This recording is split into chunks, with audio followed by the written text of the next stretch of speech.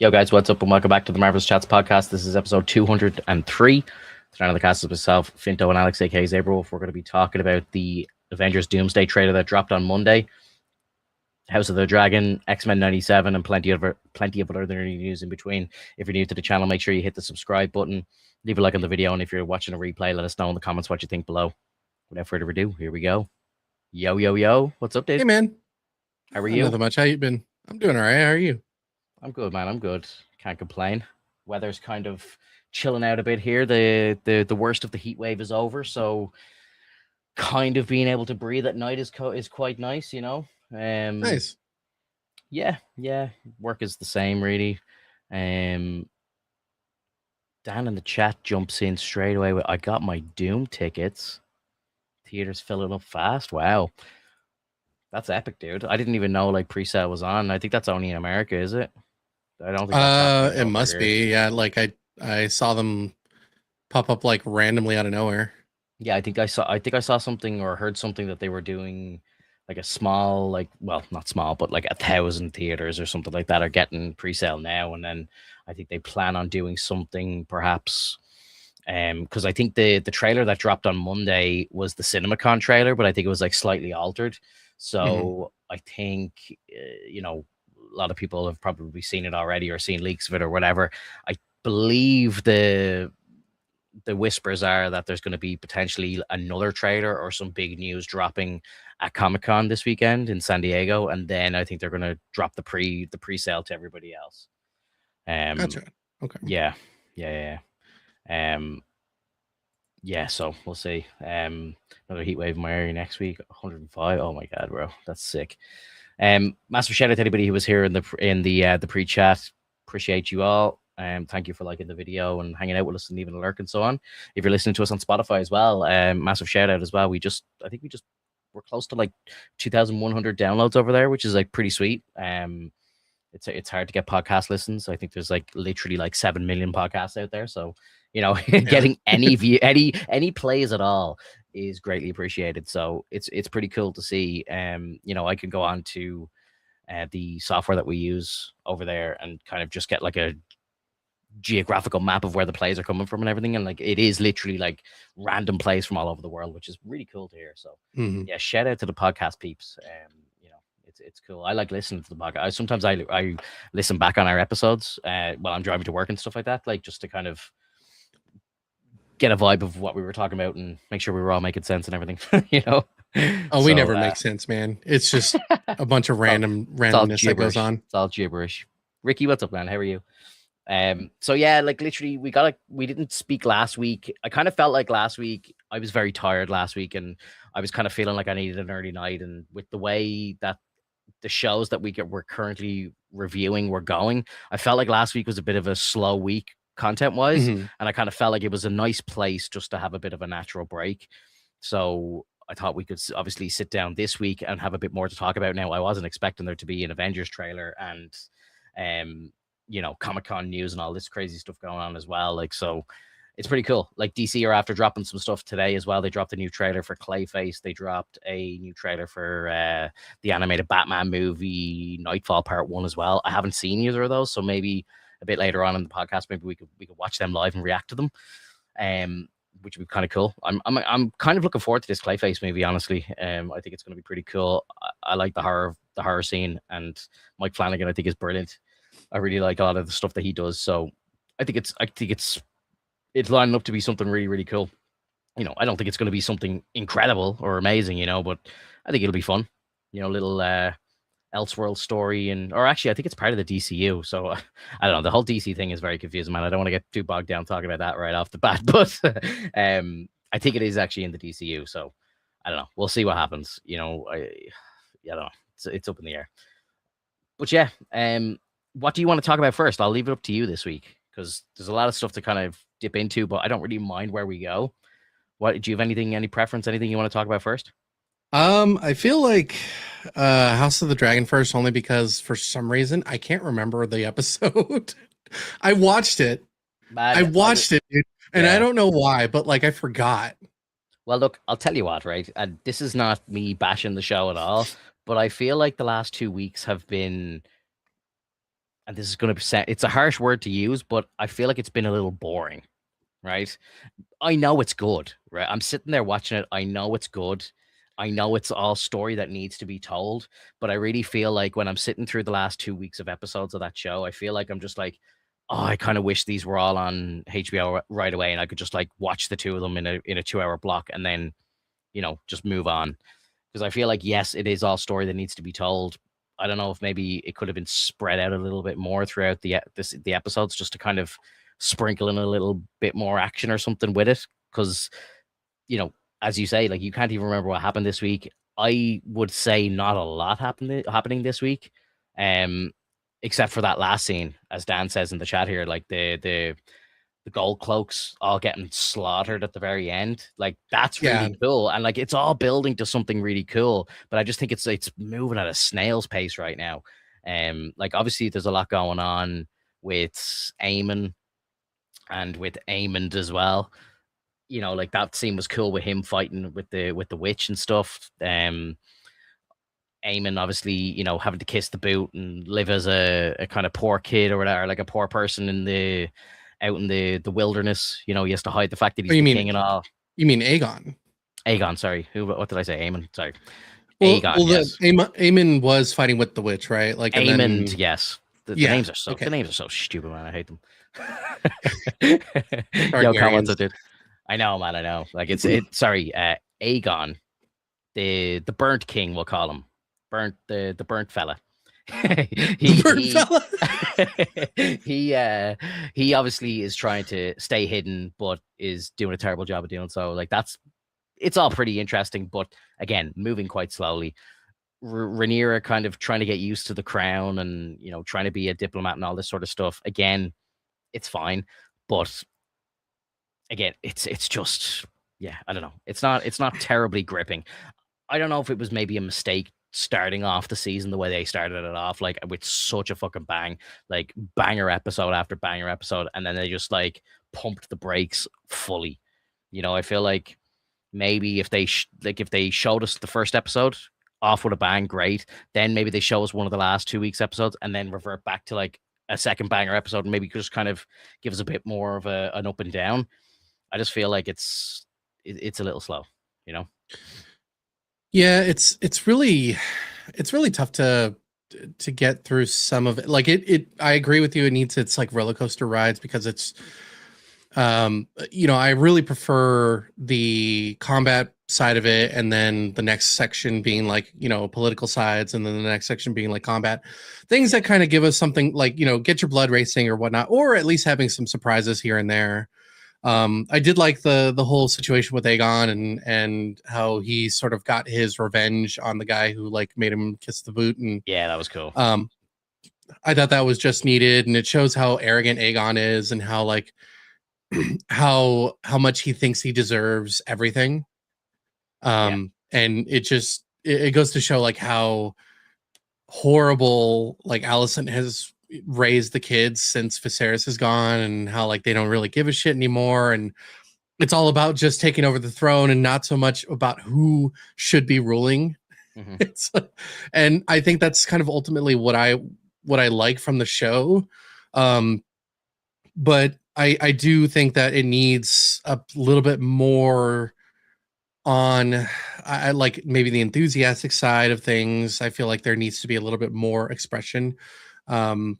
It's weird seeing like the common folk or the guards like chatting with like random people, and it I don't know, like it just I can't remember anything from the last episode, but the second to last episode was, I thought, much better. I thought it was like a really good setup for what's to come, and like with Daron and like his kind of push into the Ascension, because Ormond is risking it all and he's like freaking out like crazy. He's like you're here to take the throne and you're gonna love it.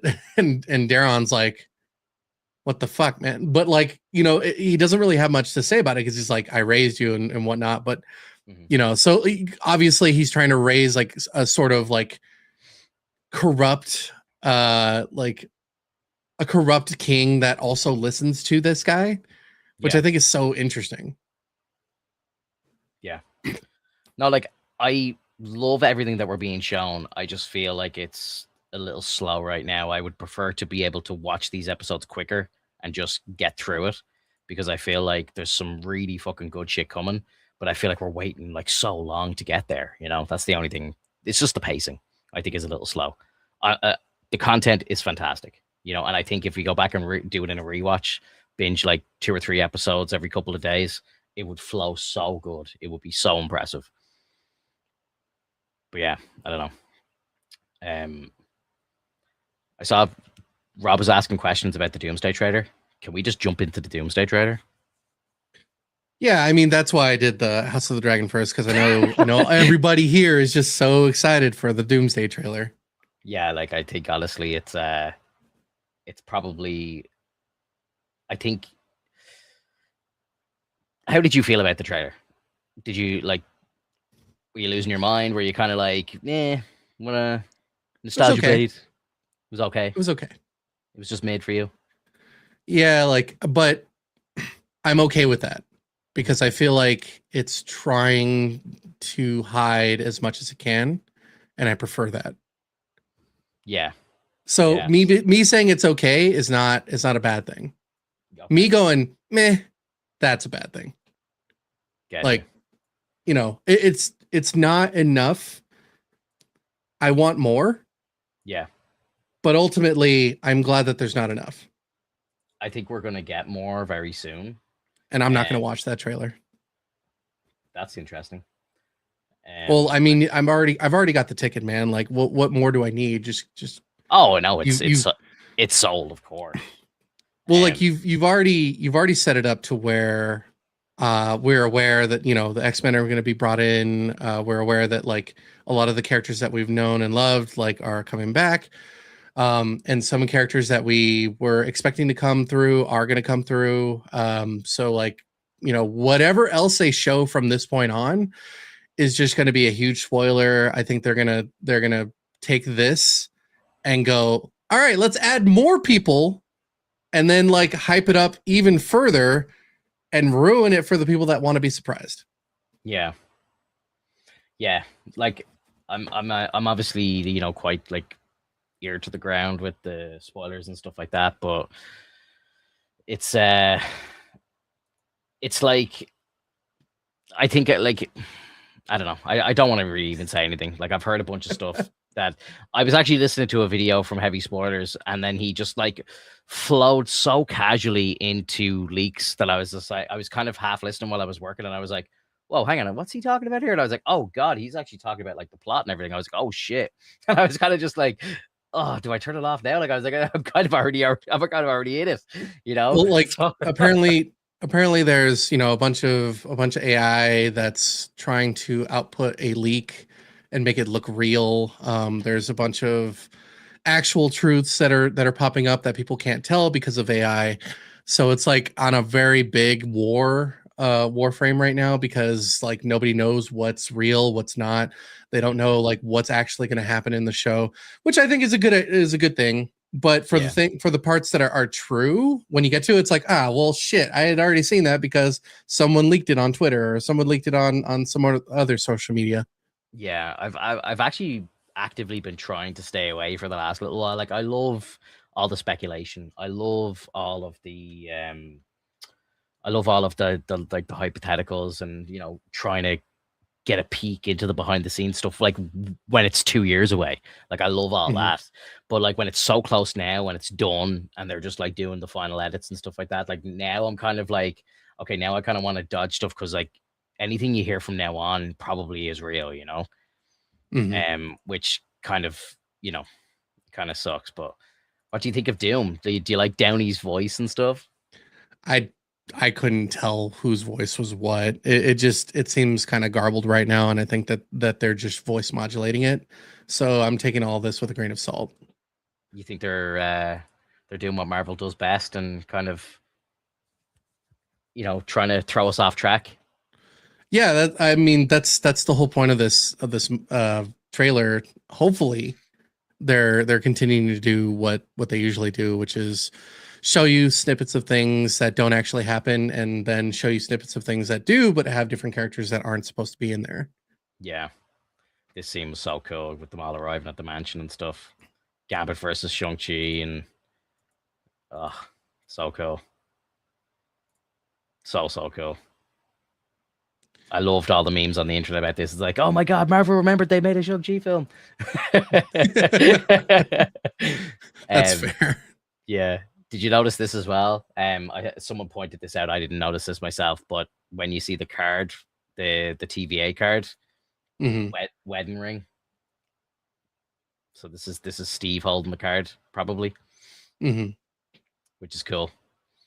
The Mystique change was sick as well. That was really cool. Yeah, I thought that was great. Yeah, I really love that. Some of this stuff, like I'm praying some of this like is unfinished because like it looks a bit. It doesn't look finished to me. That shot of Cyclops is so fucking cool, man. That's probably like one of the shots of the film, honestly. That is so cool, man. I love it so much. the only thing that confuses me is what is the reason behind that? That looks bad to me. It's just your face. I know it just looks blurry and stuff. Like I know she's in the bubble and all, but I don't know. It feels a bit. It's also your resolution. When I put it in 4K, it was perfectly fine. Yeah, no, I watched it I watched it in 4K as well. I thought the same though. The fucking 2-finger, man, so sick. So sick. I saw someone saying like, I hope they aren't like going to do a cop out where that scene was like a dream sequence and it doesn't even happen. It's like, gonna be the danger room. Don't be putting those ideas in my head. Oh, it's gonna be the danger room for sure. Do you think? Yeah, everything is danger room.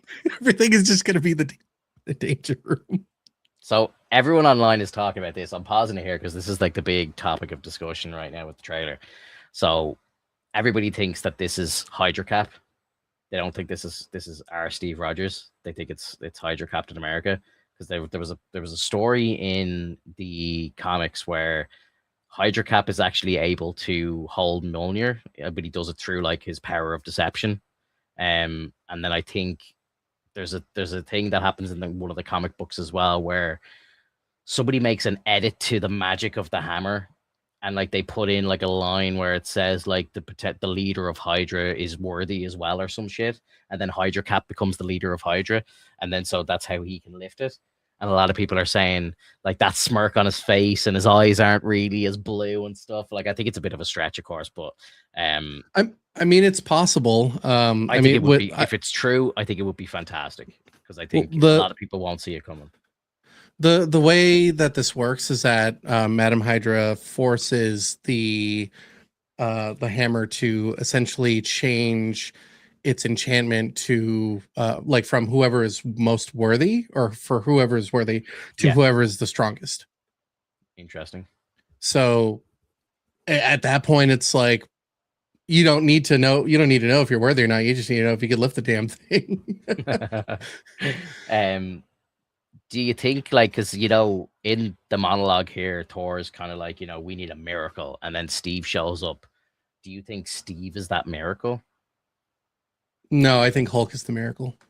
Hulk, interesting. He's our little miracle.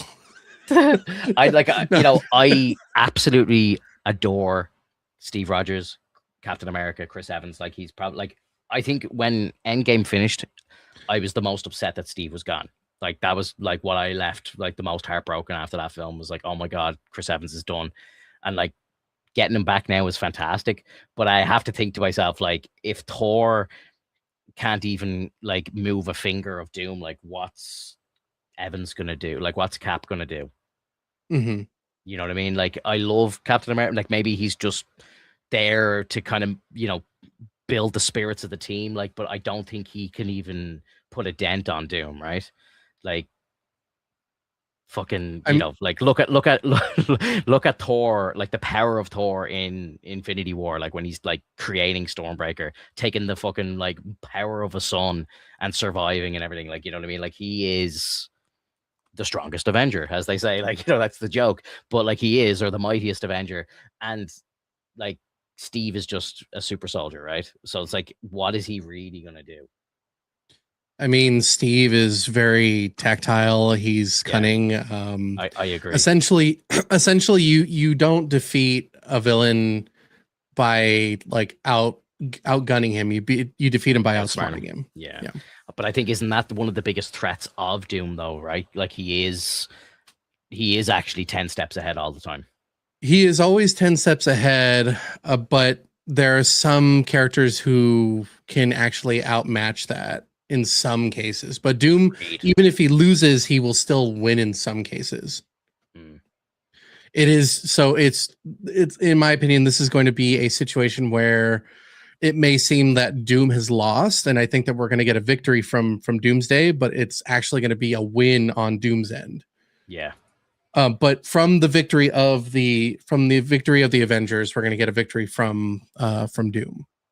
Yeah, I think this movie is going to end with like Doom killing a lot of people. Like I think he maybe takes out, I don't want to say it, but I think he could take out someone like Thor. He could kill like, you know, Bucky, all these people. Like I think he could end up killing a lot of people, and then we go kind of like what happened at the end of Infinity War. We just go into despair as the credits roll. Like, what? How could they have done this? You know, like they've lost. Oh my god! It's like, you know, it's over. And then we get into Secret Wars. I heard something. I don't really want to say it here, but I heard how the movie starts, and if it's true, it's gonna start with devastation. Like it's crazy. If what I heard for the opening 5 minutes of the movie are true, like. I'm getting Is Loki getting his neck snapped again? I'm getting kicked in the heart in the first 5 minutes of this movie, man. Like honestly. Like, good. Yeah. No, I want this now. I want Finto to cry. I will be devastated if what I've heard is true. I don't want to say it here just because I don't want to spoil anything for anyone if it is true. Angie, welcome into the stream. Yes, I am extremely excited for Brand New Day. I'm getting to see it this day next week, and I am like. Spider-Man is probably my favorite superhero of all time, so I'm living for this movie. I cannot wait. Thank you for popping into the stream. Yeah, like, oh man, I'm loving. I loved the trailer. Obviously, you know, I'm seeing a lot of critique about it. Like, you know, it's blatant nostalgia bait, and you know, oh, they've brought everybody back because the movies aren't doing well, and here's like, you know, Chris Evans is back and all. Like, again, I don't feel that way because, like, I was talking about this like the day. I think the first time we even like booted up episode 1 of this podcast, I knew Steve was coming back, even all the way back then. Like, you know, it was said, I think in like 2020 that he had signed on for 2 more projects. Like, so I knew even back then that this was coming. You know, Robert Downey Jr. coming back was a bit of a surprise, but again, not at the same time, not a surprise. Obviously, the Doom thing, yes. I think we'll get back at the main or a different Tony Stark variant as well in some capacity. Like, I think it could actually end with like Tony Stark versus Doom, and it'll be like RDJ versus RDJ. Like, that wouldn't surprise me either if that's how it ended, like the big, you know, the big finale. So yeah, like it's none of this is a surprise to me. But I suppose if I wasn't so glued to the making of it, and then I heard like, oh my god, Chris Evans is back, and like Robert Downey Jr. is back now, and he's just playing a different character, I suppose I can kind of understand why some normies would think that. But like Phase 4 and 5, like looking at, sorry, I'm not even sharing my screen here. I'm just looking at the picture of all of them. Where is it? Sorry, here, this one. Like this picture here, like. That kind of, to me, like, you know, I know a lot of people feel, and I feel the same way. I feel like the connective tissue is kind of dead, and you know, there doesn't seem to be any stakes in this one like there was in the Infinity Saga. But like when you look at this picture, you're kind of like, Jesus, yeah, like, you know, it all kind of is coming together. I think it's like coming together a lot quicker though than before. Like obviously, you know, we've only had one movie with these guys. These guys have only been together for one movie as well. But like, it does feel like it is all coming together, but just not in the same way as it did before, you know? Is that like Ghost? Yeah. Okay. That's your one, Ava, right? I don't know who's that beside Ghost. Taskmaster's dead, right? I mean, as far as we know. I think there's Bob sitting in the corner there. still in his dressing gown, just like trying to keep his shit together. Hey, bud, we could really use that sentry right now. I like poor Cap, like yeah, Sam, like I think he's done that. He didn't do anything in this trailer at all. This scene here where they're coming off the ship, and then this is Steve, right? Look, see the hair? That's Steve. So this is them looking at Steve. So look at his face. He's like, oh my god, it's fucking Captain America. Look at Sam's face. He's like, oh shit. I gotta give the shield back. He's back. And like Bucky's just sitting there going, like, what the fuck? I saw someone breaking this down and like look at Bucky's face staring at him. Like people were like, that doesn't look like he's looking at his long lost brother, his friend. Like, and like Sam's kind of looking at him like, what the fuck's going on here? Like they do look these two look quite suspicious of what they're seeing. Like that is clearly Chris Evans right there. Like that's the slick back hair. And obviously Paul Rudd's probably gonna say something silly here. A classic Ant-Man line coming in. Well, you can't like put slick back hair and think that it's Steve. There's also Loki. No. I think this is meant to be Steve. Because again, from what I've heard of the story, this scene here makes sense to this right here. Because do you remember at the end of Thunderbolts where we saw the ship? Yeah. This is them coming off the ship and Thor's with them. And also other people are with them too. And then they're on a ship. So maybe you can gather what's going on there. It's fantastic, you might say. I'm gonna boo that. No, I'm almost certain. Okay. Yeah. You know, it's going to be an interesting situation for how they decide to bring in Captain America, and if we do get Hydra Cap, then that'll also be kind of nice. I kind of hope that it's never a Captain America and just a Hydra Cap, so that it's like this huge betrayal by the end of it. You want there to be a betrayal? Yeah. Oh, absolutely. So I think if they're going to do a portrayal, I think Hydra Cap coming in, pretending to be Steve, and then like killing Bucky at the end or something like that. Killing Sam. Why do you want them to kill Bucky? Well, I just think that's like the biggest betrayals that like Steve could do is take out Bucky, like his oldest friend, take out Sam, grab the shield back, that sort of stuff. I don't think Hydra Cap could kill someone like Thor. I imagine he killed Reed Richards or something. That'd be pretty cool. Again, I don't really know. Is it even possible to do that with his like powers and stuff? Like, if you stuck a knife into Mr. Fantastic, would it just bounce back at you? No, because he's elastic. He's not impervious to swords. This is why you need to watch One Piece, man. Luffy's literally a rubber human, and bullets don't work on him, but swords do. That doesn't make any sense. But anyway. How does it not make sense? It's literally you're puncturing the... Like, what are you talking about? How would a sword work and a bullet not? Because in that universe, the bullet's a round. Okay.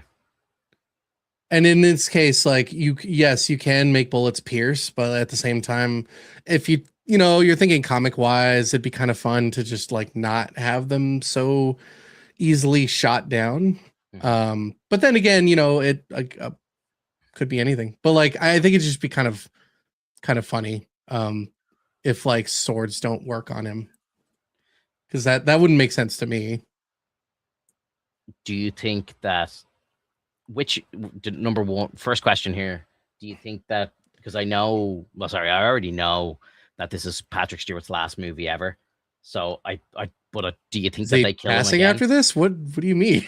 Well, he's like 93 years old. He's retiring. Like, he's finished. He got one more year in him. I wish he did, but I don't think he does. He has said that this is his last film.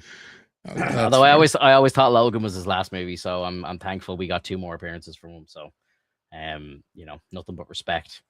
But do you think that this is like his death scene right here? Like, would they be ballsy enough to just throw this in the trailer? No, I don't think it's a death scene. I think it's an incursion scene. Yeah, like this is the incursion, like coming up to his fucking window by the looks of it.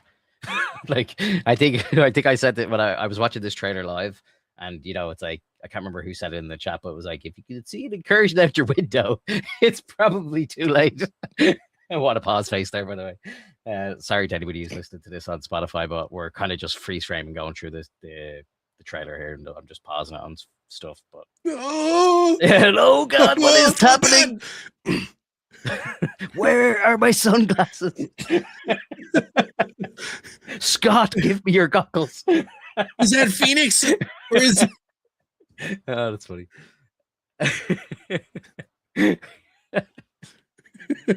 That's good, man. Do you think Magneto does one final betrayal as well? No, Magneto at this point wouldn't necessarily be he'd probably be more of a fend for yourself kind of situation, and then eventually helps Charles in the end. Where is he? He's in this trailer somewhere. There he is. He looks like he's in a fucking chair too. The two of them look like they're. He looks like he's tired. Wheels brothers. Little weedy bros. He's like, dude, why do you got to bring me into this? Yeah, it's like to that face. He's like, oh, I might have one more betrayal left in me now. Don't be poking the bear, Charles. Why'd you bring me here? Yeah. I was safe in the woods. Yeah, I don't know, man. It's like I'm very excited. I'm very excited. Yeah, I know you mentioned about this scene here. Like you can clearly see Sentinels walking behind Scott. Yeah. And yeah, like what's the context of that scene? Like what's going on there? Is that him like shooting a blast at Doom? I mean, are we going to see Genosha? Like, are we going to see the sacking of Genosha? Are we going to see like the destruction of the school for gifted students? Are we going to see? Because you see a balcony. Yeah, like that the balcony. Yeah. That this looks like the mansion getting destroyed.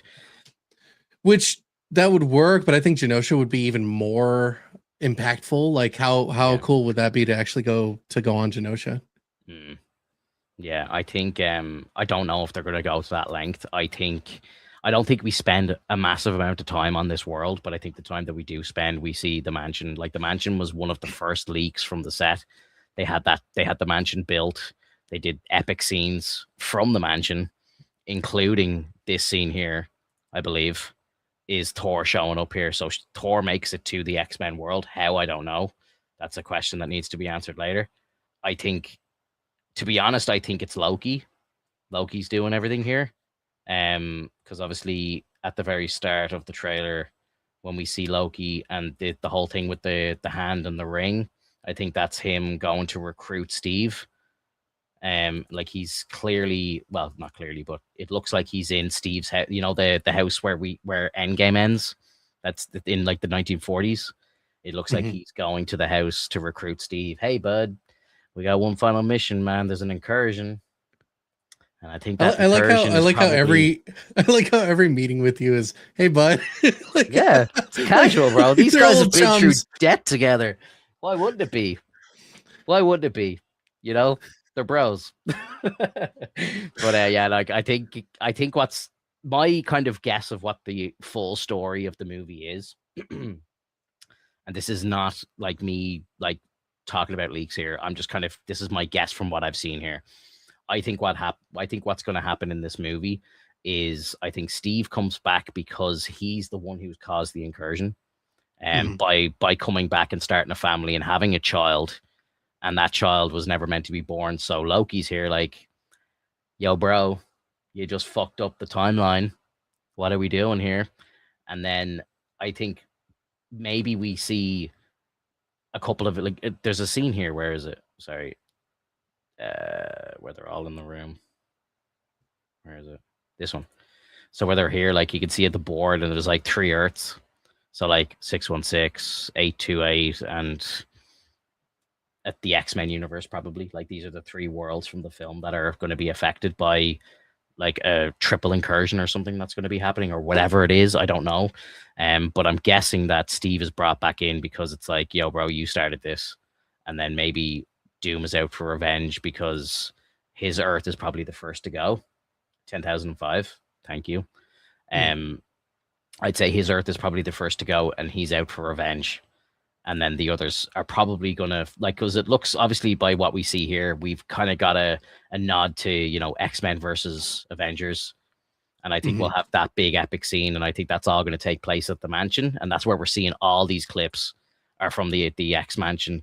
We're gonna get like, and then all this shit is happening here. But maybe my guess is that towards the end of that big fight, Doom shows up. Oh my god, what a pause! Um, Doom shows up, and then I would say the X-Men and Avengers all come together to have to fight Doom, and I'd say they still fight. They still fail. Looking at this right now, it makes me feel like I'm like I don't like Stormbringer's look. I I don't just like it don't either. like I've never Stormbringer. have. I've never liked it either. I I thought I it's too don't. big. It's a bit stupid looking. Yeah, it's like way too large. Like it just Yeah.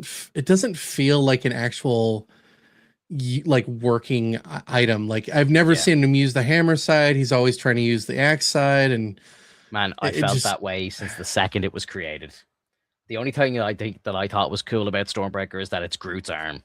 That's the coolest part to me. well, and they should have shortened it at the least, like so I that think so, so that it just feels like a second, like an actual second hammer. Mhm. Yeah.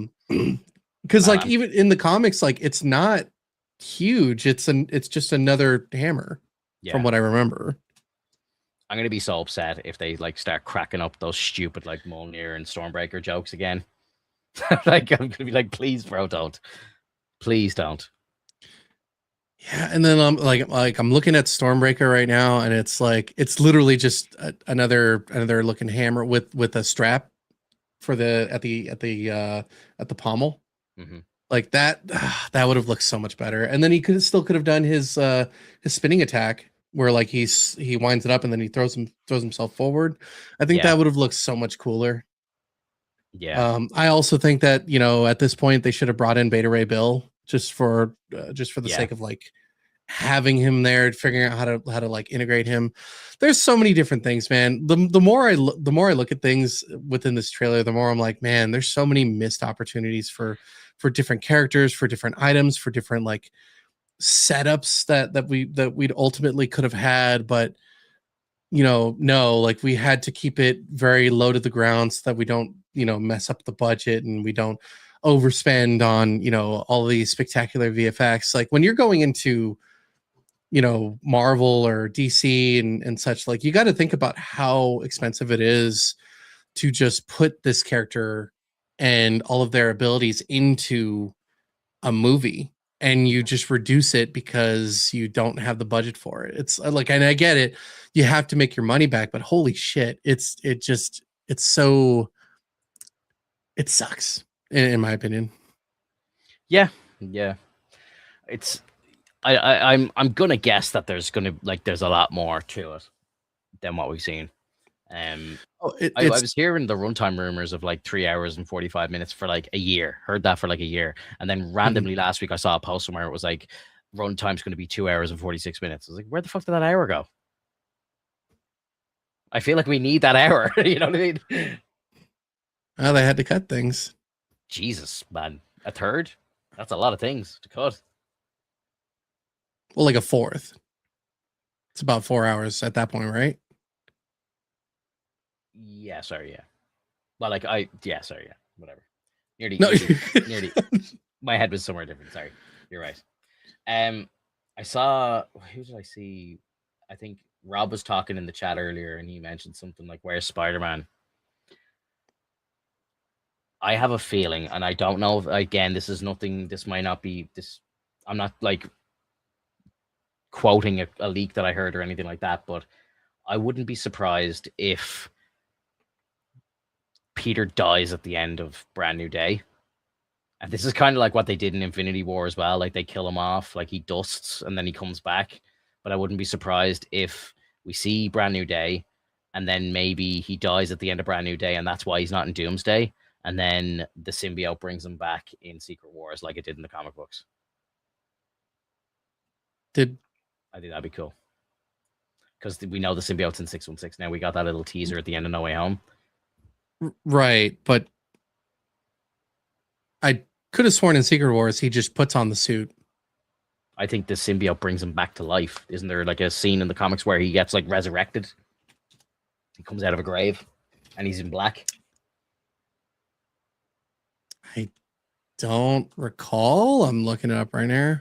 I think there's 2 different Secret Wars, right? So maybe it was in one of them and not in the other. Maybe you're referring to one and I'm thinking of another. But I'm pretty sure that is a storyline in Secret Wars. Says he does die, but it's very temporary. It's an orbital strike from a godlike Doctor Doom obliterates the heroes, including Peter Parker. However, Mr. Fantastic uses alien healing pots to regenerate and resurrect him in the very next issue.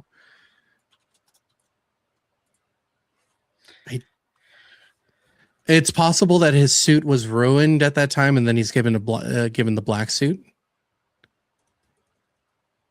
Because I could have sworn he puts it on. Like he's actually able to put it on, but I mean, he brings a crucial souvenir back with him. The mysterious black suit. The costume is actually eliminated. Yeah. Okay, maybe not then. I don't know. There's definitely, I could have sworn I've seen a comic book cover of him coming out of the ground and he has the symbiote on. Like the symbiote's taking him over. Maybe it was a fan thing or something.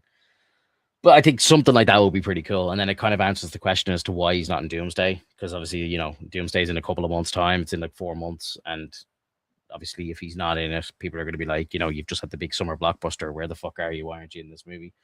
Because, like, you know, it's, again, based in New York for some of the film anyway.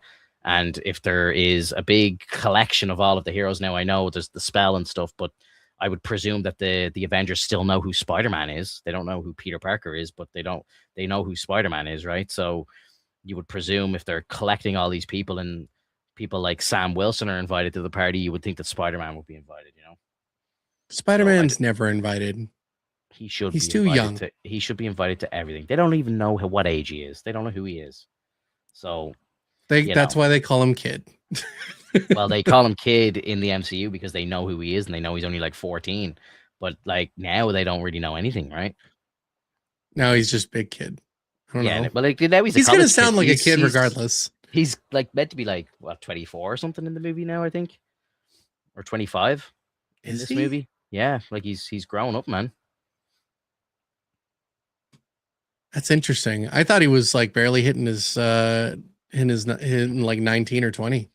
No, I think he's I believe he's, I don't know if they've done a jump, like, or if they do a jump, but I believe that they've done a jump and he's quite mature now. I saw something today that said that, and I don't know how true this is, I haven't heard anything official or anything, but I saw that they had planned, there was something about Feige has a roadmap to 2042, which is crazy. And also that there's plans for 5 more Spider-Man movies with Tom Holland, by the way. Nice. That's cool. By the way, he's 22 by Brand New Day. He's 30 now, though. He was 18 in No Way Home. He's 22 in Brand New Day. Okay. But chronologically, he'd be 27. Because of the blip. Meaning, like, because of the blip, yeah. Yeah, because obviously when we first meet him, it's 2016, right? So, obviously, yeah, so when he first, like, kind of becomes Spider-Man, like, with Tony Stark and stuff, it's 2016. But, yeah. No, that's interesting how long it's been, though. Like, it's just... Yeah. And, like, Tom Holland himself has kind of grown up with the character, right? Because I think he said that he got cast when he was like 17 or something. So he was kind of still a kid himself. Like, I know he was playing a 14-year-old or whatever when he first came into the MCU, but like he was still pretty young himself. I think he was like maybe 17 or 18. Like, so when he got cast, and then I think when they were shooting the first movie, he was 19, I believe. Or 20, maybe. Or no, when it came out, he was 20 because he's 30 now. Hey, he's an old fuck. That was 10 years ago. Yeah. Man, I heard today, like, again, I'm not going to reveal my age, but like when I heard 2042 today, I was like, oh my God, man. Like, I have a 3-year-old daughter. Like, in 2042, like, she'll She'll be an adult, like pretty much. And you'll be in your 60s. I'll be dead probably. But yeah, like fuck, scary. Just get all existential on the stream. Oh man. Oh god. Yeah. Come back and listen to this, guys. Remember me, because I'll be gone by then. Let my kids know, was the movie good when it drops. Spider-Man 8 with Tom Holland, and he's like 60 now. And he's got kids who are now Spider-Man, or what's her name, Mayday Parker. Who do we think? Yeah. Who do we think Sadie Sink is? MJ. Yeah, I think so many people are like 1000% convinced that it's Jean Grey. But I don't know how that makes sense, but it would be cool. MJ is probably the most likely like character you would think like in the movie or whatever, but I saw some people like, you know, theorizing that it could be, and I love this idea, but it could be like Toby's daughter, Mayday Parker. I would love that. But she has like psychic powers, right? Like it's not a Spider Girl like we've seen in the movie. Like, you know, she's got psychic abilities. Like that's the villain is psychic. So that's why everyone's like, it's Jean Grey, of course. What if it's not? What if it's technically not Jean Grey but Madeline Pryor? I saw that as I was about to say her next. Yeah, that's another theory that it's Madeline Pryor. That would actually be a really cool one. Yeah, because like people who know, and then people who don't, they'll be like, "Oh, who's this?" And then when they go and do that bit of research, like it's like, "Oh, okay, this is interesting." Yeah, that would be kind of cool too. And then do we get like Sadie Sink showing up in the X-Men reboot, but she's Jean Grey then, and they just use the same actress because it's a clone, right? Well, no, like that could set up for Madeline and Scott. Oh my god, Scott to get together and have Nathan. Yeah, which I think would be sick. Like I think that would be a great work into the X-Men like side of things, where we actually do get Nathan and we actually get to see like the start of, you know, Cable's, you know, journey in the sense, and maybe we'll get a Cable movie or something, and you know, he gets the technovirus and we deal with Mr. Sinister and all that kind of stuff. And I think that would be really fun, but maybe that's a little too far out. Maybe that's a little too wild. Speaking of Mr. Sinister, did you hear about Adam Driver getting a casting in X-Men during the week? Did you hear these rumors? So like the big rumor dropped that he was going to be Magneto. And then a couple of days later, people were like, actually, no, we got it wrong. It's actually, he's going to be Mr. Sinister. Okay. I don't know. I think they've offered him like, I heard that they offered him like 6 or 7 different roles in the MCU and he just won't take them. So I wonder why he wouldn't take the likes of, say, Reed Richards, for example, which he was like very close to signing on apparently. And then like why would he say no to Reed Richards and be like a main character and say yes to Mr. Sinister as like a business decision or a career decision? I would probably think that he would want to be the leader of the Fantastic Four, set up a potential franchise, you know, trilogy, whatever, crossovers, you know, be the leader of the team. Like if it was me, I would probably take the role of Reed over Sinister. Yeah, but maybe he's not that kind of person to want to take on the lead role. Like he does play like the bad guy a lot, but I've seen him do some things where he's like a good guy and things, and he can do both. Like he's a great fucking actor. You know, most people kind of just know him as Kylo Ren, right? But it's like, I think he can do the good guy thing too. And I think he would have been a great Reed. But yeah, maybe he just gravitates towards being the bad guy. Some people, prefer that, like you say. Yeah, I mean, it's really hard for me to see like where he actually would fit in the MCU, and you know what actually would be a staple for him. I think he's tied to X-Men. I think X-Men would be the better way to go about this, especially because there's so many different characters you can go for. Yeah. Being Magneto is a huge step, though. Like, it's a huge That's role to fill. well, like that's where I think he would do great, personally. God, I miss Like Michael he's, Fassbender. I know, Like, I I thought know, he was fantastic for he that. is. He's amazing. Um, but like if they have to recast, I think someone like Kylo Ren could, because he held a trilogy pretty much himself anyway with Star Wars, right? Like Mhm. he could do like Magneto for the next 10 years easily. 20 Mhm. years. Like he could do it. Like, I think again, someone like that would be like he is like the main bad guy, right? And like if it's true what's coming, we might find this out on Saturday during Comic-Con, but like the rumor is that there's gonna be like a mutant saga. So we're gonna jump into like a string of like mutant centric films in the MCU for a space of a couple of years. So, he could really plant the feet in there and get going as Right. Magneto. Like that could be sick. So that's where I would want to go. Like if I'm gonna play a villain, like yeah, give me Magneto, but like I don't know, maybe he's read something, he's seen something, or he's auditioned and he's popped off as Sinister. I don't know. Maybe there's massive plans for Sinister. I don't really know. Mhm. But yeah, very cool. What did you think of what have you been thinking of X-Men 97? Speaking of the mutants, have Oh, you? it's fantastic. I don't It know if you is. watched the newest I episode. I watched it about 2 hour or 3 hours ago. Yeah, it was cool. I enjoyed it. Um, what's the? I can't think of the girl's name right now. The green Polaris one.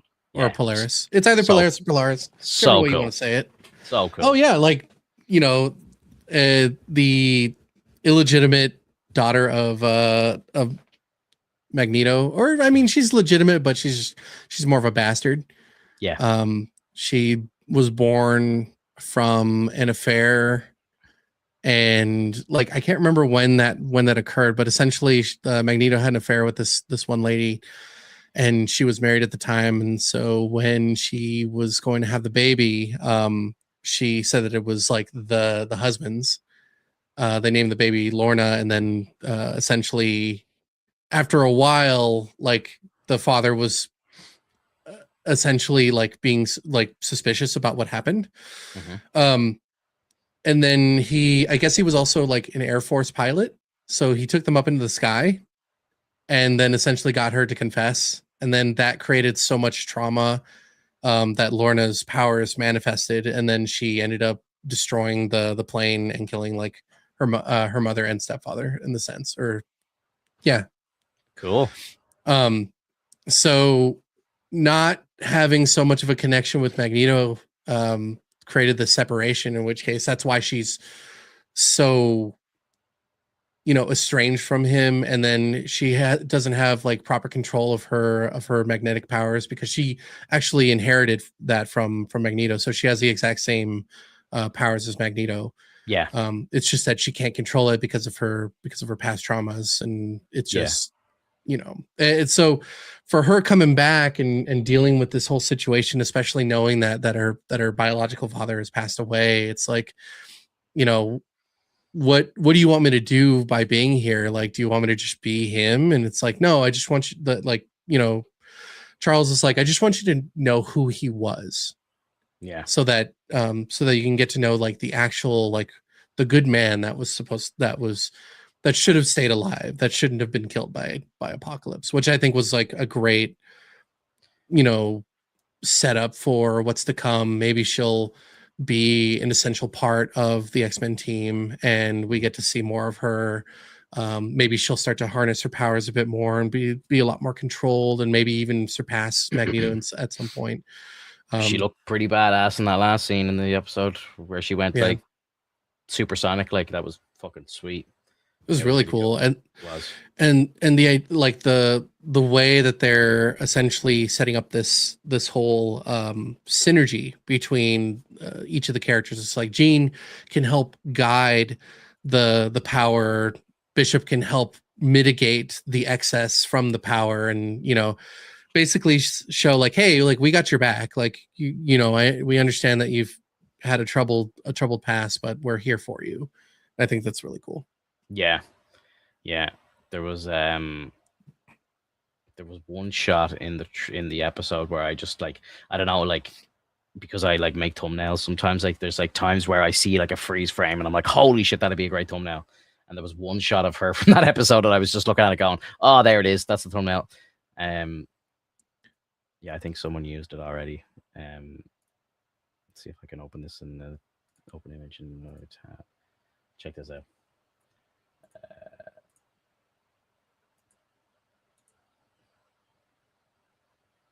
Fire. Oh yeah, that looks nice. I like that. Fire. I said, second I saw that image, I was like, that's a thumbnail right there. Someone has obviously beat me to it, but yeah, very, very cool. Very cool. Gotta be quick to the draw. Oh, stop. Yeah. Well, if we were just talking about X-Men 97, I would have put that as the thumbnail and, you know, maybe beat them to it. Who knows? But yeah, she's cool, man. She's a cool character. I like her. I'd like to see more. I liked the episode before as well, with Logan getting his claws back and stuff. I saw some people kind of talking shit about that episode.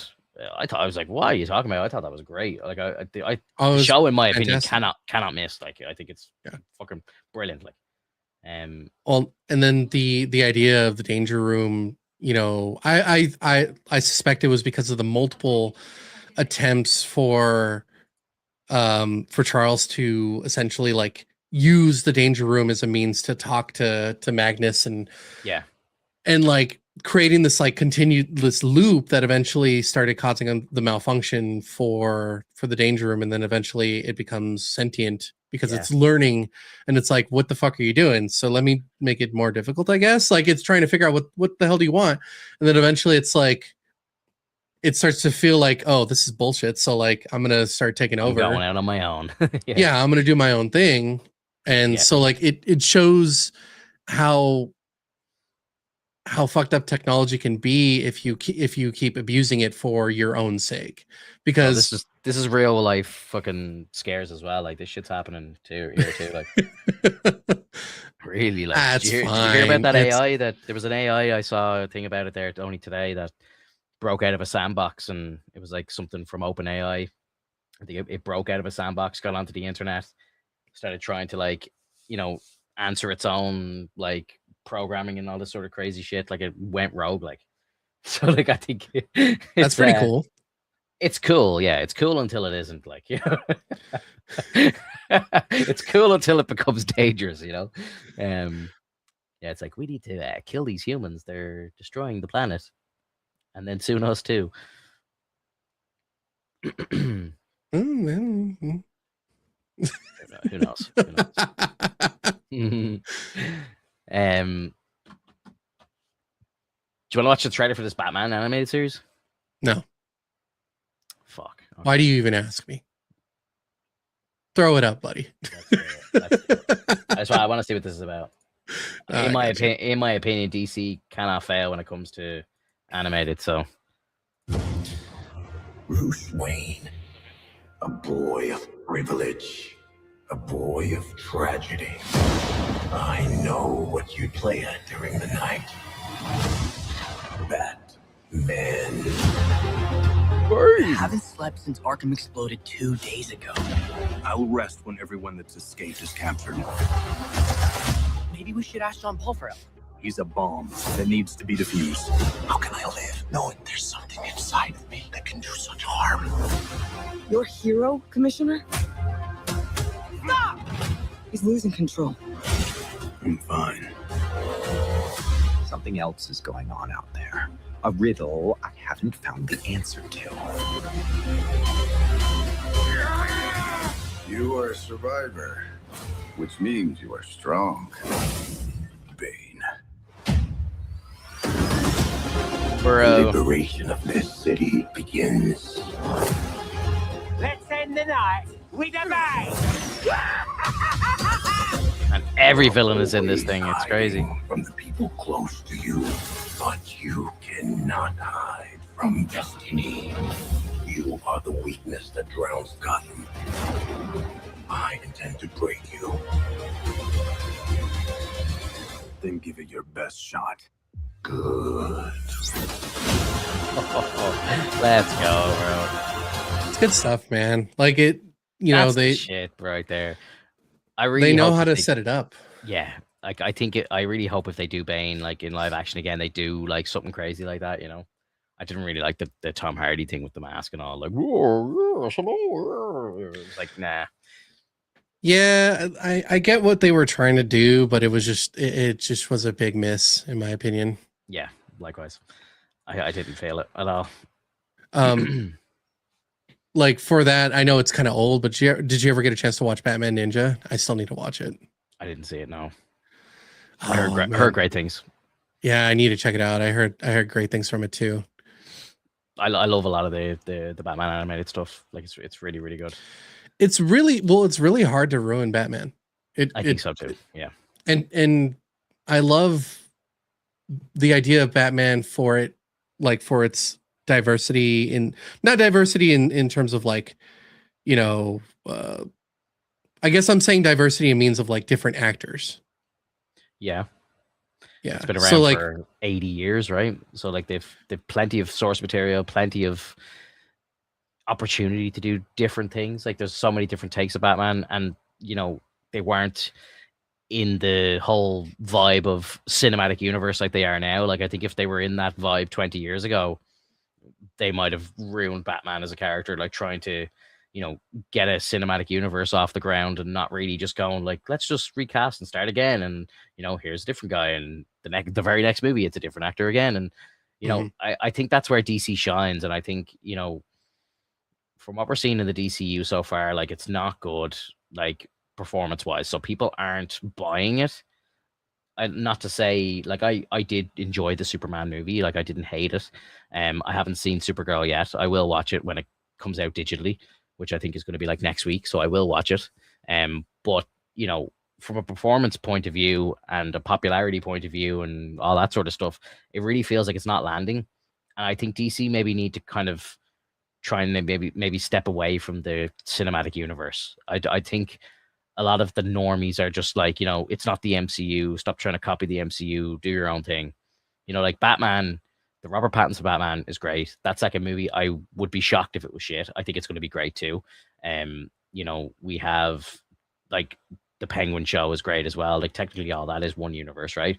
But then you've got like stuff like Clayface coming out, which could be its own thing. Now, I know they're trying to link that into the DCU, but like I think where DC shines is when you do something like the Nolan trilogy, and then you go and do like the Zack Snyder stuff for a bit. And I know that was a universe as well, but it didn't really last long enough. But a lot of it felt very disconnected as well. And then you're doing like the Joker movie and all that sort of stuff. Like, so there's a lot of Elseworld stuff going on. I think it's the Elseworlds where DC shines, and I think they need to stick to that. Like just look at these like animated movies, like they're all over the place. Like none of them connect really to anything unless it's a part one, part two, whatever it is. Like they can do movies that are animated movies that are just like completely random. Like I think they just pick source material like comic books and go, let's turn this run, which is like one of the most iconic runs. Let's just animate it, you know? And like I think that's the way they should do it with the live action as well. You know, you've got stuff like take some of the most iconic Batman runs ever and just do a trilogy with that. Pick an actor, do a trilogy, do, you know, whatever it is.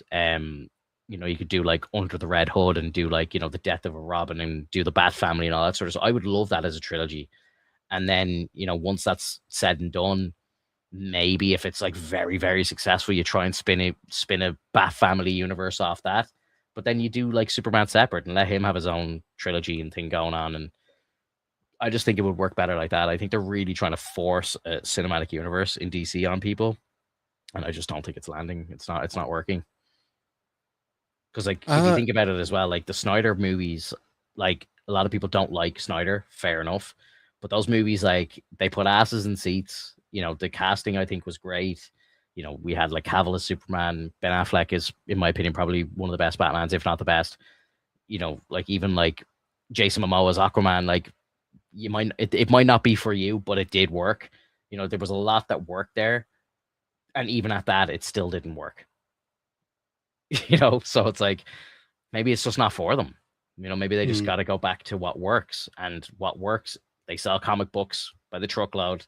And the animated movies are considered to be the best. You know, like I don't think anyone would say that Marvel's animated stuff is better than DC's animated stuff. I think it's a consensus, a known consensus that DC does better animated stuff. So absolutely. Stick to that style. They just know how to set it up and make something really nice. And you know, even their shows can be really well done. And you know, like the Suicide Squad, the Creature Commandos, I heard was like pretty good. I didn't finish it, but I need to continue on.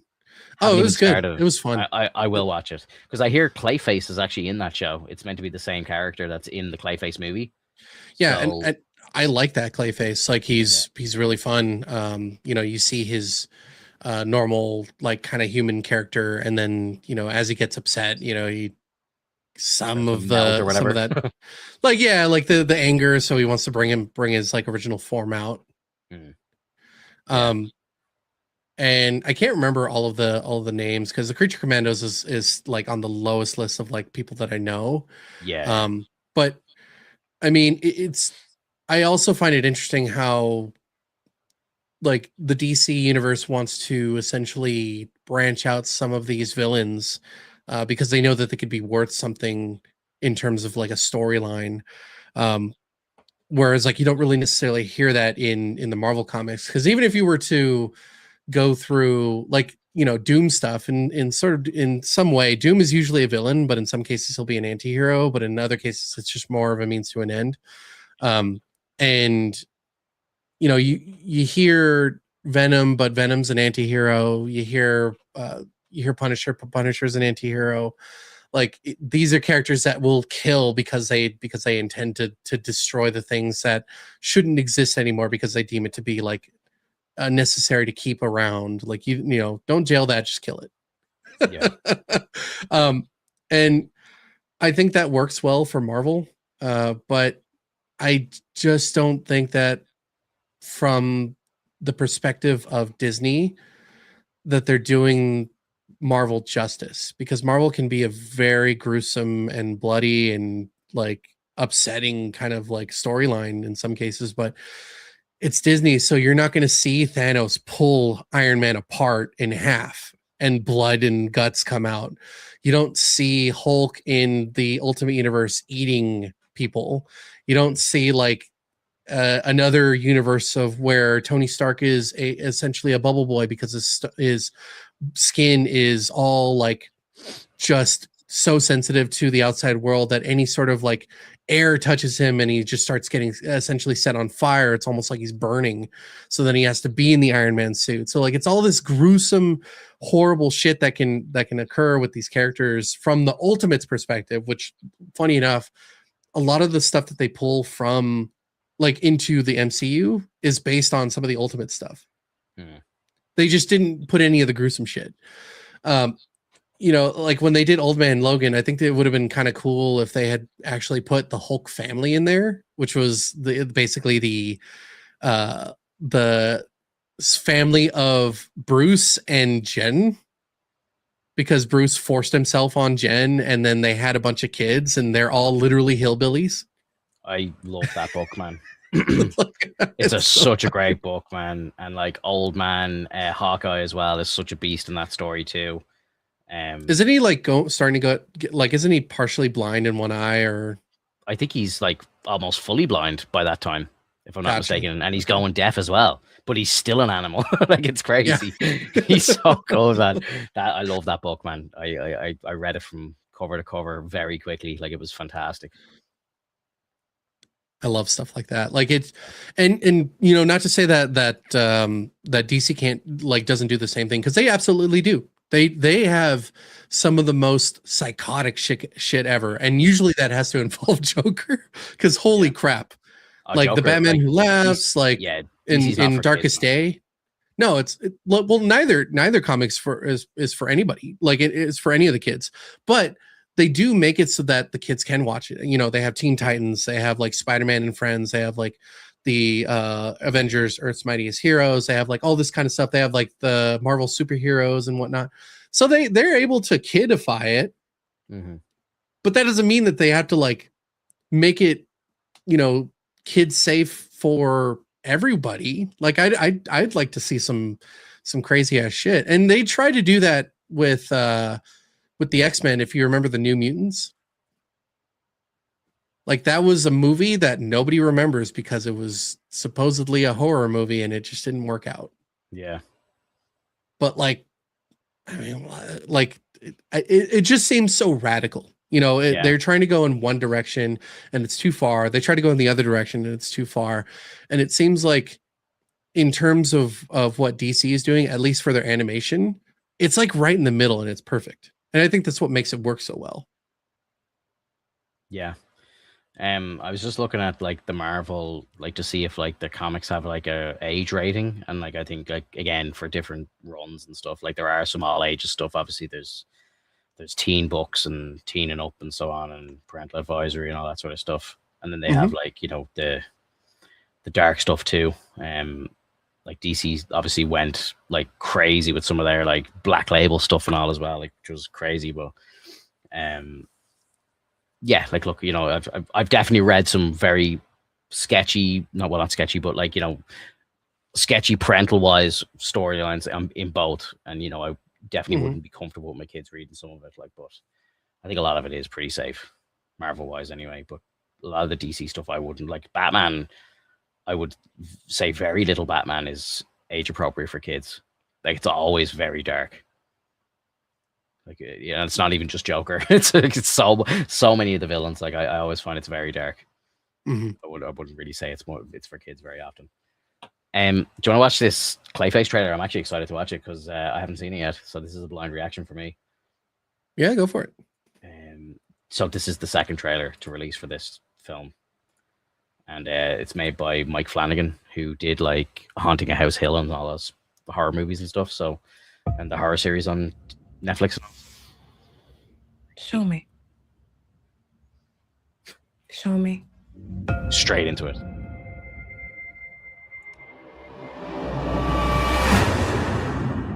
Do you realize? What do you want, Miss Hagen? I want my life back. I know you. You're famous. The most beautiful face. It's a tragedy what they did to him. Boo. Oh dear. I'd like to volunteer for human trials. This isn't cosmetic surgery. Even if it kills me, I'll be better off than I am now. Oh.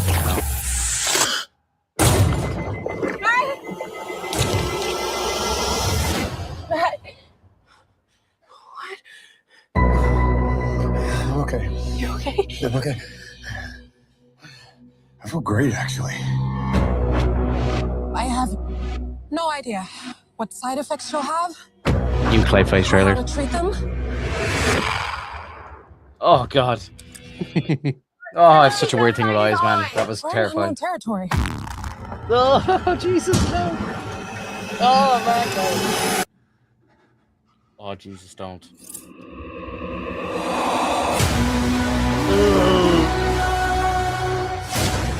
Oh my god, what a place to pause. Thank God they're releasing this in October, man. I hate when they release horror movies in like January or something. It's like, bro, like it's Halloween. Like, release this shit in Halloween. This is perfect. Merry Christmas. yeah. I wouldn't put it past them, man. Feelings of anger. Coming out you Christmas need to let Eve. them go. Want to know how I feel? The people I trusted betrayed me. The justice system failed me. They stole my career, my money, my life. I'm a monster. Sick.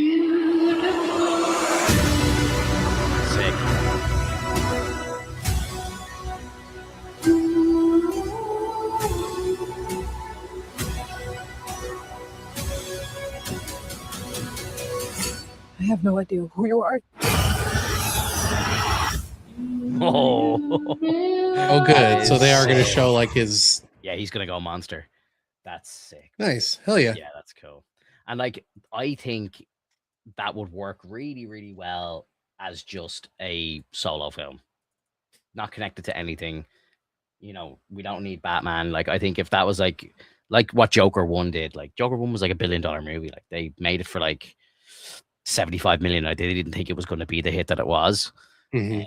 And it just absolutely blew the box office wide open. And I think if like something like that, I think could do the same. I think that would be really cool. We're kind of in like a bit of a horror kind of vibe movie wise right now anyway. So I think like this is the perfect time for something like this to come out. I think this could really shock people at how good this could do. Like look at Obsession, look at Back Rooms and all these movies that are coming out now and doing like really good in the box office. This could be DC's time. They could get a really big win here, I think. Yeah. I was impressed by that. That was cool. That was a really cool trailer. Yeah, that was really cool. Do you have anything else you want to bring up here before we jump off for the week? Nothing in particular. Do you still collect TCG? Are you still TCGing? I'm giving it a rest for a while. I'm trying to just save up some money. Amen, brother. It's a lot, man.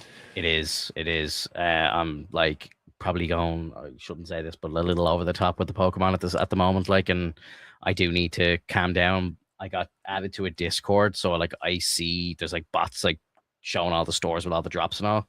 So I'm kind of able to get whatever stock I want now. Like there was probably a year where I couldn't find anything, and that was probably better for my wallet, obviously. But I was like so annoyed by not being able to find stuff, and now I'm like getting, you know, all the ETBs and, you know, buying as many packs as I want and stuff. And yeah, it's I'm probably spending too much money on it. Like they have a big 30th anniversary set coming out in September, and I think after that I might try and take a break for a while. Gotcha. If I can. Yeah, I think like on my perspective, I think I need to just look at the sets that are coming out and see if I really want to pick up one of those booster boxes. Yeah. Because maybe there's a set that I'm like, okay, well, this seems kind of cool. I think I want to have like this and is it this all just kind of one set piece and set up that you're collecting? Or is it I prefer to just collect one piece, but it's probably like really expensive to collect one piece. So have you like tried to master set anything yet or anything like that? Like, are you just kind of picking up a booster box and you're just happy with whatever you get? I'm collecting what I'm collecting right now. I've yet to set up a new deck. I think I've set up something kind of fun from like a starter, just for fun. And then I haven't really dabbled in creating an actual like, you know, I don't need to make a meta deck or anything. I just want to make a deck based on something that I think would be synergetic and because I think it'd be fun, kind of fun. Like I'd like to make a Zoro deck one day. Yamato deck would be kind of cool. Like a green Zoro would be kind of fun. Do you and the missus actually play the TCG together? Like once in a while, yeah. Yeah, that's cool. Yeah, that's sick. I'm just like I play TCG, like Pokemon TCG. I play it like digitally on my phone, but I don't play it like physically. I just collect the cards physically. Gotcha. But yeah, I got a big delivery in today. There was a new set that came out last week, and by chance I just got an email, and I had checked it at the perfect moment. Like I received it, and like a minute later I saw the email, went on, and I could pretty much get one of everything. And I was like, oh yeah, fuck it, let's do it. And I just ordered like as much of it as I could off this site, and it just got delivered there this morning. I pretty much opened everything. It's like I kept it. I didn't keep any of it sealed. Like I opened all of it. I got a few nice cards, but I didn't get any of the chases, unfortunately. So feeling like shit. But I got a really cool Misty card actually in my first 5 packs, which was really cool. Like that card, like I think I bought 5 loose packs. Oh, nice. That was like when I pulled it, that was like a $50 card. I think it's down to like 28 or something at the moment, but it was 50 like on release day. So I was like, oh cool, I spent like 24 euros on packs and got a $50 card. Like I was like, hey, this is great. I've doubled my money, you know. I feel great. But then now it's just like I'm probably closer to breaking even now.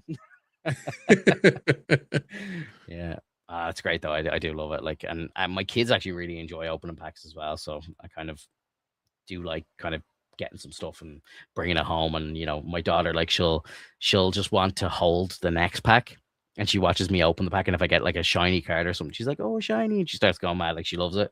And then like she'll just the next pack, you know, and then she'll be really excited for me to open that one. That's her pack. She says, that's my pack. And then like I'll open it for her, then she gets like chuffed if there's a card in it, and then like she'll be holding the next one, and it's just like, hands me the next one, like that. But she loves That's it. awesome. Yeah, it is. It's great, man. It's great. Making memories. Absolutely. So next week on the cast, I'm going to see Spider-Man next Wednesday, and I think we spoke about this previously, but I was thinking of, because again, I'm probably going to be late home. Like I might not be getting home till like this time, so I might spark up the podcast and do a solo one maybe. If you're around, obviously more than welcome to join. But I might, if you're not around, because I know obviously it's a bit later for you to be jumping on to start. Maybe I'll just do like a little solo kind of initial reaction after the film, spoiler free, because I'll be seeing it a couple of days early, and then we'll kind of go back to the regularly scheduled viewing the week after. Okay. Do you have plans to see The Odyssey? I know we were talking about it briefly. I had already seen it. Oh, nice. You've seen it? Yeah. Oh, lucky you, man. I'm not getting this. I couldn't get a ticket. Like, I don't know. Did I tell you this? What happened with The Odyssey with me? Yeah, no, it had already like sold out for up to about a week or two, and then you're basically having to see it like at the tail end of this week, right? Yeah. So like there's only 2 IMAX screens in my entire country. So, and like with the marketing of this film, yo, Griff, what's up? How are you? So with the marketing of this film, like it's very much marketed like you have to see it in IMAX and all. So what I think is happening, especially in this country, I think the IMAX showings are just completely selling out, and then maybe other people are just waiting to see it, because I think it's got like a 4-week run in IMAX exclusively. So I think you've got 4 weeks to go see it. I was talking to Sharky this morning, and she was saying that there was like a showing of The Odyssey maybe on like Friday morning at 7 a.m. that was sold out in her local theater. 7 a.m. on a Friday morning, just completely sold out show. Like that's different. That's different gravy, man. Like that's like, I've never really heard of that happening. Like that's crazy stuff. So like, I think what the vibe is that everyone is waiting or like trying their hardest to get these IMAX tickets. And I think that's maybe staggering the numbers of how the box office is doing. Cause like globally, I would expect with like the vibe and the buzz of this film, I would expect it to be like doing crazy numbers, but it's only done, it hasn't even hit 300 million yet. And I think because why that's happening is just because there's so few IMAX screens globally that people like, there's less chance for people to go see it, I think, because everyone's like trying to get those IMAX tickets, and they're like not going to see it on a normal screen because they know that it's not going to be as good. So I think the whole marketing strategy, while being brilliant, I think kind of sucks at the same time, because now you're kind of like, maybe a lot of people like myself, like I would never go see this in a standard screen. I'm happy to wait the week and a half or whatever it is to see it in IMAX, because I want my first experience of the film to be as good as it can get here for me, So, and I think a lot of people are in the same mindset as me when it comes to this film. So I think it's going to be an interesting box office run, because I think it's going to be a steady flow of money coming in over the next like 4 weeks, at which, most movies, they spike at the start, and then like the first week drop off is like 70% or something crazy. Like it does like only 30% of the numbers it did the week before. That's a good case scenario. And then it just keeps dropping because everyone's already seen it. And then, that's it. Like, and there's very few people that will go to see a film more than once on the big screen, unless it's like something that's absolutely phenomenal, or it's like, Doomsday and they're a massive fan and they have to see it a few times. So yeah, it's going to be interesting. Like as I say, I went on like 6 weeks ago to book my tickets. I was maybe 2 days late to the pre-sale because I just didn't see that they had gone on sale. So like it just completely slipped past me.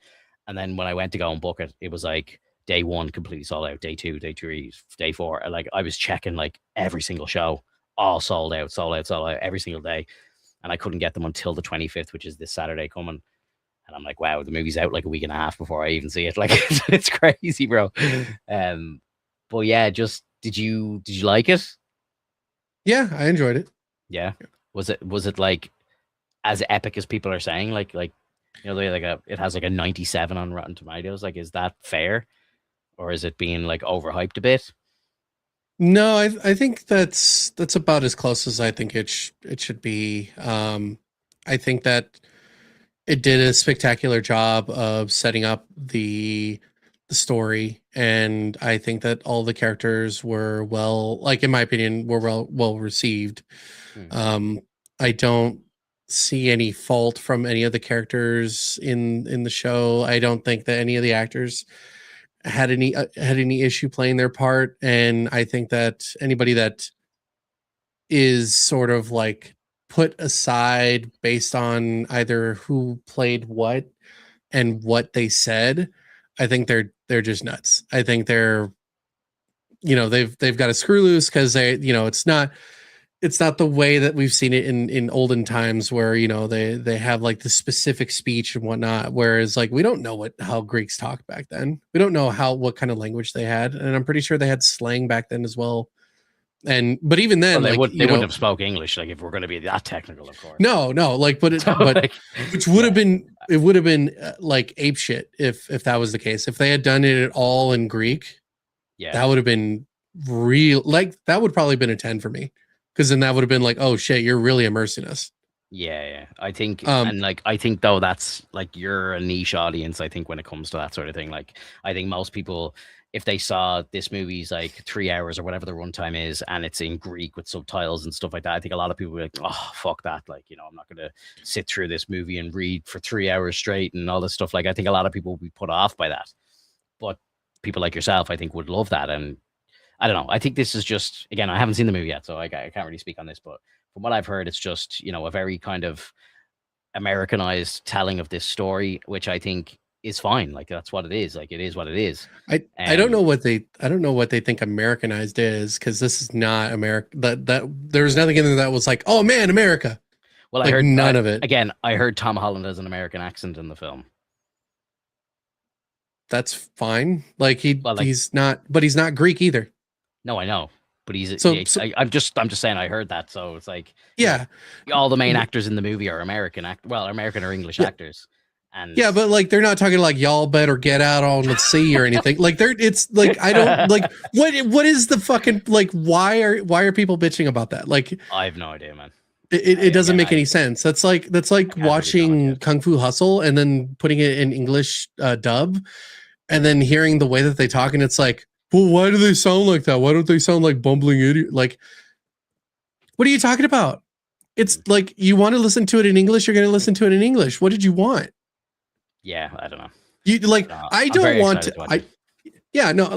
I would say like you're going to enjoy it, but yeah, I don't want to see. I don't want to see English actors talking in like in their native tongue, in their native like dialect, in the sense on Greek or in Greece, or like in Ithaca, the sense like I don't care. You either put it in Greek, you put it in English, or you make your own fucking film. Yeah. Like that's all. That's how I feel about it. It's like when people are like, "Well, I only watch in dub." It's like, that's fine. You could totally watch in dub as long as you enjoy the movie. But if you're gonna bitch and complain, like, I don't want to hear it. Mm-hmm. Yeah, it's sitting on an 8.5 on IMDb with 174,000 votes. Like that's incredibly high. Yeah. So because it's good because the people that actually gave it a high score probably liked it for what it was, and not just criticizing the voices or criticizing the actors that portrayed it. And the people that were so like, I got to tell you this, and it's not even really a big spoiler or anything, but like, what's her name? Lupita Nyong'o. Is that how you say her name?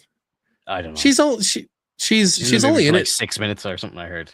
Yeah, she's like, she plays Helen of Troy, but like she's only in there for a little bit, and she has like very few lines. So like the people like, and then I would say that some of the screenshots that you saw were probably cut, because I don't recall some of the screenshots that they showed of like Lupita playing Helen in that perspective. Yeah.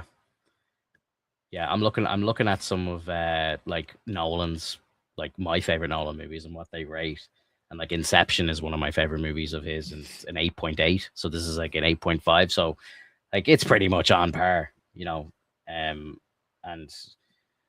like Interstellar is at like 8.7 as well. Like so, like it sounds like another Nolan beast. Like yeah, I'm very excited. I can't wait. Cannot wait. Yeah. I hope you enjoy it, man. I do too. Oh, sorry, Dan said something in the chat here. Wait, you get Spider-Man a day earlier than us? So I get to see Spider-Man on the 29th, which is a Wednesday.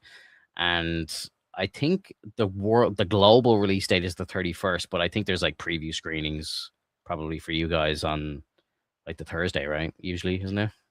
Yeah, usually on which is the 30th, right? So yeah, we get to technically I could have gone to see it at like 12:01 on Wednesday morning, which is the 29th. So it would have been the 28th for you guys, but I can't do the whole midnight thing anymore, man. I've got kids and stuff and a job and you can't be blaming the kids for everything, man. I do because we can't leave them at home on their own. We can't just leave. They're not they can't self-sustain. My daughter's 3.5 years old, bro. She can't. She can get a burger herself. Come on. She can't do shit.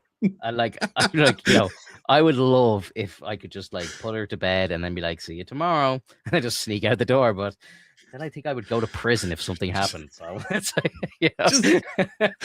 that's called neglect, sir.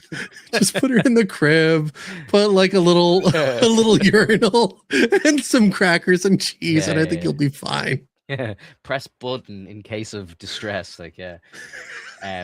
No, we can't do that. Unfortunately, I'm a good father. So, Dan says I got my tickets for the 30th. Let's go, bro. Let's go. Oh yeah, yeah. I'll have seen it probably your like timeline wise or whatever, or like time zone wise.